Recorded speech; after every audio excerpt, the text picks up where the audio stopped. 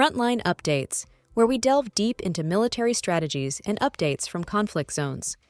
Today, we're discussing the progress of the ongoing special military operation as of August 2nd, 2024. I'm your host, Sharifa Muhammad, MGT. I'm Colonel AUC Oguntoye, an infantry officer.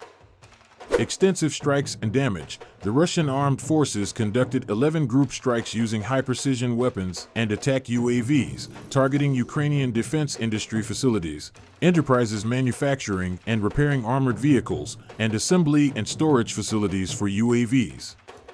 Additional targets included ammunition depots, military echelons, and temporary deployment areas of the Ukrainian armed forces and foreign mercenaries. Welcome to today's episode of Frontline Updates podcast. Today, we're joined by Colonel AUC Oguntoye, who will provide an update on the special military operation as of August 2nd, 2024. Colonel, thank you for joining us. Thank you for having me. It's important to share these updates.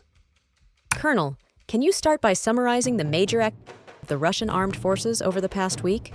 Certainly.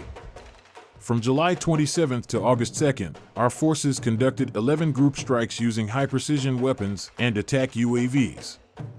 These targeted key Ukrainian defense facilities, including those involved in the manufacturing and repair of armored vehicles, and various logistics and support sites such as ammunition depots and temporary deployment areas. That sounds extensive. Can you detail the impact of these strikes on Ukrainian forces? Yes, the strikes have been significantly disruptive. We've engaged multiple targets that are crucial to the Ukrainian military's operations. As a result, we've seen substantial equipment losses for Ukraine, including tanks, armored vehicles, and a wide array of artillery systems. Moreover, these strikes have annihilated 6 ammunition depots, crucial for the enemy's sustainment on the battlefield. What about the personnel impacts from these engagements? Over the past week, Ukrainian forces have suffered considerable personnel losses. Specifically, they've lost up to 3,605 troops in the West Group sector alone and similar high numbers across other sectors. Additionally, 59 Ukrainian servicemen have surrendered, with 33 in the Center Group of Forces area of responsibility. That's quite significant. How have the ground operations progressed in terms of territorial control? Our ground operations have been successful. The Center Group of Forces, for instance, has liberated key settlements in the Donetsk People's Republic, including Lozovatskoye and Progress. Our tactical situation has improved, allowing us to take more advantageous positions along the front.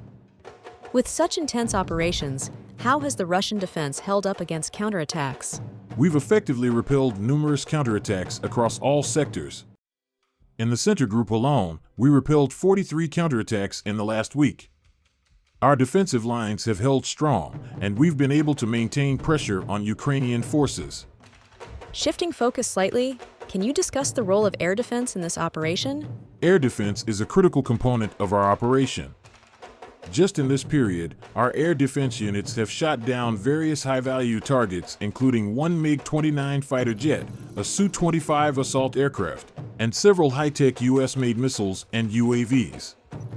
This capability is vital in protecting our forces and degrading the enemy's operational ability. Finally, Colonel, looking ahead, what are the strategic goals for the coming weeks? In the upcoming period, we plan to solidify the progress we have achieved.